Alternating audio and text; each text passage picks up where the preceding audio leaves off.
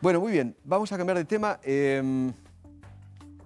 Obviamente nos tenemos que meter otra vez en el tema de la matanza, de Quilmes, esto de llegar a sangre y fuego contra comisarías, atacar a los policías, tratar de robar los chalecos, salvar presos, etcétera, etcétera. Está con nosotros el fiscal Marcelo Romero. Fiscal, ¿qué tal? ¿Cómo le va? Buenas noches, un gusto. Fiscal de la provincia de Buenos Aires, de La Plata, ¿no? De La Plata. De La Plata. Me gustaría su opinión acerca de esto que estamos viviendo en la República Argentina. Sin ninguna duda estamos frente a una nueva generación de delincuentes, jóvenes, muy jóvenes, extremadamente jóvenes, apenas cumplida la mayoría de edad, profundamente violentos, profundamente cobardes, con una incidencia directísima del consumo masivo de estupefacientes, es decir, todo este tipo de acciones temerarias, criminales pero temerarias, osadas, están acompañadas de ingesta masiva de droga. Esto, si bien se fue ocultando, negando o minimizando, lo veíamos con... Ya venía ocurriendo, ¿no? Sí, sí, sí. Con las policías locales venía ocurriendo sistemáticamente ataques a policías, sí, para aparte robarles chalecos. El desafío permanente a la autoridad. Claro. O sea, el delincuente no se intimida frente a más policías en las calles, como nos prometen históricamente los ministros de seguridad, ¿no? O sea, el más policías en las calles, los patrulleros dando vueltas con las luces azules, las camaritas y demás, tranquiliza al honesto, al que no comete delito. Le da una sensación de seguridad, es decir, estoy cuidado, estoy protegido, mucho más cuando hay fuerzas federales, la prefectura, la gendarmería que está de verde, que parecen militares. Pero el delincuente desafía permanentemente. Esto es conocer o desconocer. Y va midiendo, ¿no? Claro. Va midiendo la reacción de las fuerzas. Es lo que le iba a decir, es desconocer la psicología, bueno, acá tenemos un profesional de la salud, es desconocer la psicología básica del delincuente. El delincuente desafía permanentemente al sistema penal y cada obstáculo que el Estado le coloca, él trata de sortearlo, porque si no, no sería delincuente. Claro. Sería un laburante más, estaría trabajando acá con ustedes o conmigo en la fiscalía. Decía, no, acá no me meto. Al contrario. Se aumentan las penas, desafía el Código Penal. Hay más policías, desafía al policía. Hay gendarmería, desafía a la gendarmería. Hay cámaras y desafía a las cámaras. Obviamente. Porque también obviamente. Es más, a veces saludan a la cámara. Claro. Porque hay una suerte también para mostrarse. Las redes sociales muestran con sus pistolas, muestran con sus botines, sí, cuentan. Mostrado. Hacen exhibicionismo, claro. Hacen un exhibicionismo. O sea que la política criminal, evidentemente, y esto se viene repitiendo lamentablemente yo creo que la restauración democrática tiene que cambiar. Tiene que cambiar para empezar a hablar, no mostrar las cartas.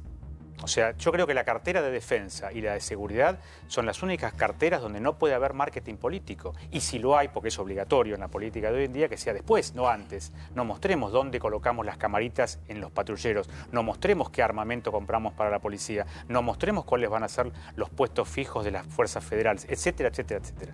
Porque esto es lo que se está haciendo. Hay tanta necesidad de mostrar, hay tanta necesidad de transitar la política con las encuestas de opinión, con los sondeos de imagen, con las redes sociales y demás, que le damos al delincuente osado, violento, desafiante, las herramientas para justamente sortear los obstáculos que le ponemos. Fiscal, a ver, ¿lo pienso solamente yo o usted también coincide que esto que estamos viendo es de una gravedad institucional enorme?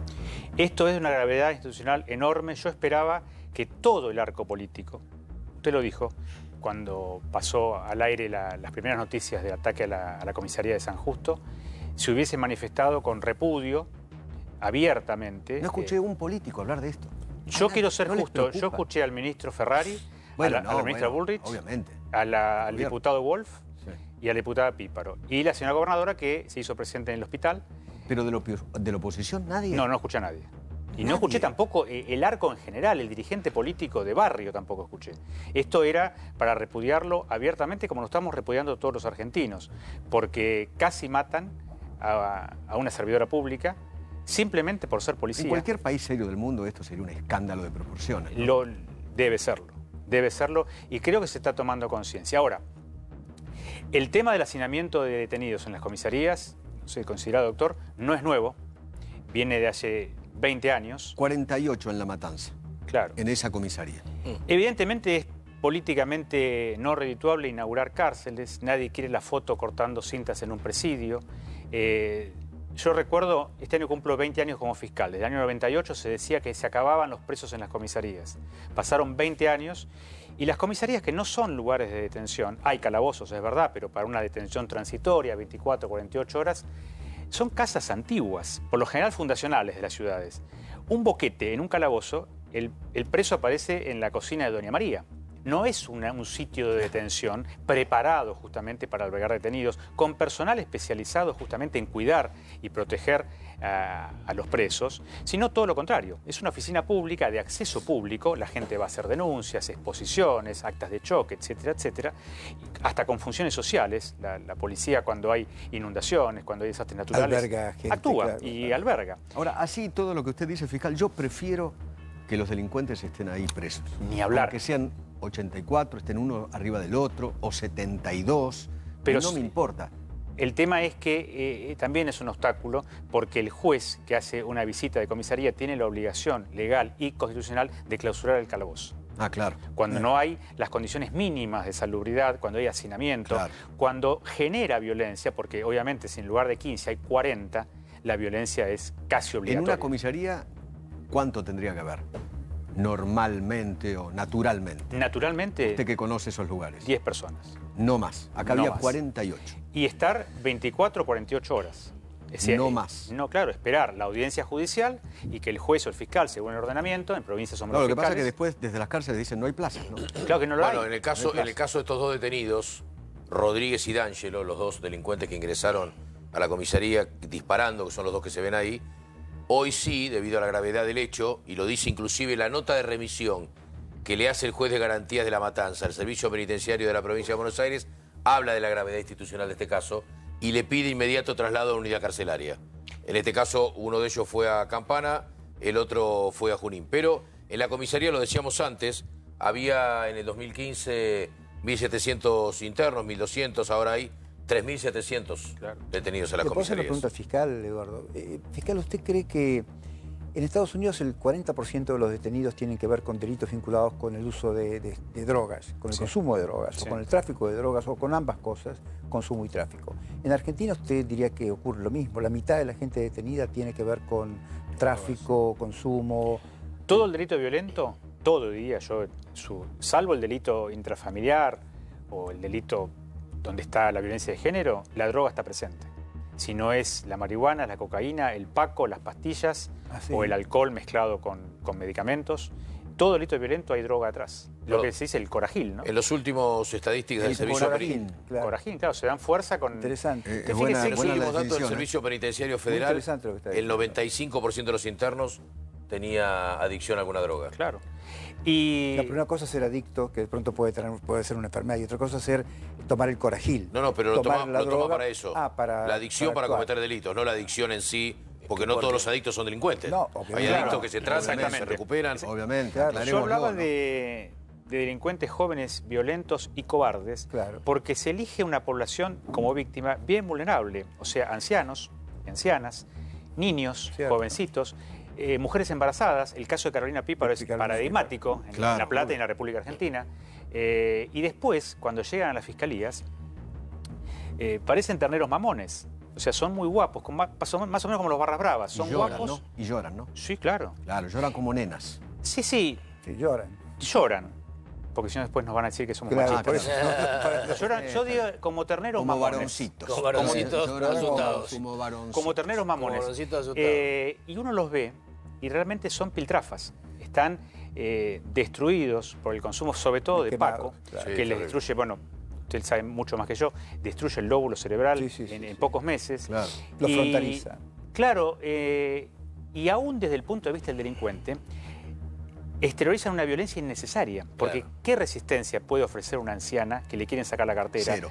Cero. Una mujer embarazada que cuida su prole, un niño, una niña, un jovencito, ninguno. Y frente a un arma, nadie se va a hacer el guapo, nadie se va a hacer el valiente. Ahora, fiscal, perdóneme, ¿por qué motivo la gente piensa, entre los cuales me cuento ingenuamente, que las cárceles o la justicia es de puertas giratorias? ¿Es verdad esto? ¿Es verdad que ustedes liberan a los presos porque no hay lugar donde ponerlos o porque les cargan con la menor culpa posible, con la menor... Yo estaba esperando esa pregunta porque es la otra pata del problema. Nosotros, la justicia, Claro. el Ministerio Público, los jueces, A los eso me fiscales. Son 30 años de abolicionismo penal en las facultades de Derecho. El abolicionismo penal Lo que es dice Eduardo la teoría que... Zaffaroni. Claro, que Zaffaroni. indica, por ejemplo, que el delincuente, el criminal que comete delitos, la forma que usted quiera llamarlo, ahora se le dice individuo en conflicto con la ley penal, en realidad es un una conflicto víctima... con la ley Dios penal. mío. Escuchen esto, ¿no? No es delincuente. Individuo en Es conflicto. individuo en conflicto con la ley. Tiene un conflicto con la ley penal. Pero la definición es el Ya vemos las delincuente... cosas por su nombre, ¿no? Claro, Delincuente. pero el lenguaje ha cambiado. El delincuente es en realidad la víctima de la sociedad capitalista que lo excluyó y le quitó oportunidades. Pobre. Y nosotros, el resto, los que no cometemos delito, que no tiene nombre, o víctima, también está excluido del vocabulario abolicionista, Somos culpables. en realidad somos los culpables. Fiscal, ¿es una exageración decir que vamos camino a Colombia, México, Brasil? Yo espero que sea una exageración. No tenemos la organización, por el momento, criminal, narcocriminal de esos países. Hay narcotráfico, sobre todo en la provincia de Santa Fe, que es alarmante. Alarmante. Hay narcotráfico en el conurbano. Tenemos narcotráfico más acotado en la ciudad de La Plata, narcomenudeo. Todavía no estamos al nivel... Ahora, que es- esto de San Justo marca como un punto de inflexión, porque es otro plano, un Porque plano es lo que dice superior el de doctor violencia. Feynman, van midiendo hasta dónde llega la reacción. Evidentemente, la policía, por ejemplo, no tiene más... Fíjense qué detalle. Las comisarías, pensemos 20 años atrás, 25, tenían una garita El imaginario. en la puerta, la imaginaria. Eso desapareció. Empezó acá, en la capital federal. Me acuerdo que era el Acá se jefe... conserva todavía. Pero están vacías. La policía de la ciudad tiene, no, la policía de la Ahora, ciudad tiene nuevamente, maquinaria. bueno, en la provincia no hay garita, están vacías la garita. ¿Y eso por qué? Porque había que desmilitarizar las fuerzas. Entonces la garita simbolizaba un cuartel. Hay mucha pseudoideología, hay mucho temor reverencial a una suerte de neomarxismo gramsciano, ¿no? Donde se pretende quedar bien con Dios y con el diablo. Acá un poco la ideología del sistema penal es lo que nos está llevando a este desastre, a este descalabro y a soluciones absurdas. Porque leyes tenemos, no es cuestión de leyes, yo insisto, Claro, no es cuestión, la ley permiso, está. Sí, claro. tenemos el Código Penal, es un Código Penal severo, tenemos procesos por demás, hay una multiplicidad de instancias, esto sí está para revisar, porque nunca tenemos sentencia definitiva, nunca hay una decisión definitiva, por ejemplo, con la prisión preventiva, con la excarcelación, porque se revisa en la instrucción, se revisa en el juicio oral, después se revisa en la Cámara de Apelaciones, después en la Cámara de Casación y a veces en la Corte Suprema o en la Suprema Corte, cada provincial. Entonces, nunca hay sentencias definitivas porque siempre tenemos una instancia más para recurrir. Eso sí puede ser revisable. Ahora, las penas son bien altas. Ahora, si el que tiene que administrar la ley penal, que son palabras, oraciones subordinadas, proposiciones, no es magia, no son palabras mágicas, son palabras. El que la tiene que administrar, lo administra sin sentido común, o, peor aún, con una formación abolicionista, es decir, abolir, destruir, no cree en la ley que juró defender. El abolicionista no cree en la ley penal, no cree en la pena. Obviamente. Entonces, obviamente, lógicamente, el resultado va a ser nefasto. Porque cree que el Código Penal es una expresión del autoritarismo.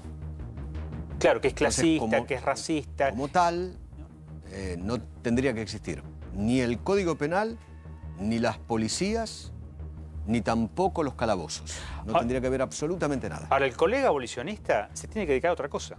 Hay espacio para un abogado abolicionista, la defensa, por ejemplo. Y bueno, que organismos de derechos humanos, comisiones de legislación, divulgación, la facultad, pero en la facultad tiene que haber también de la otra cátedra. No puede ser un catecismo laico obligatorio y el que no recita de memoria ese catecismo no se recibe de Le abogado. quiero hacer escuchar lo siguiente, porque hoy dijo algo muy interesante. Algo en otras oportunidades también se ha dicho, pero hoy el jefe de la policía de la Federal, Néstor Roncaglia, le dijo a Novarecio que existe la puerta giratoria. Lo dijo de esta manera. Si una persona es detenida y cuando vamos a su legajo personal, a su prontuario, tiene 10 antecedentes por cualquier delito, significa que la policía o cualquier fuerza intervino, que 10 oportunidades fue detenido y después es obvio que el que resuelve la situación procesal, si queda o no detenido, de la justicia, no depende de la policía aprende, incomunica, reúne las pruebas y los entrega a la justicia, el que resuelve la justicia.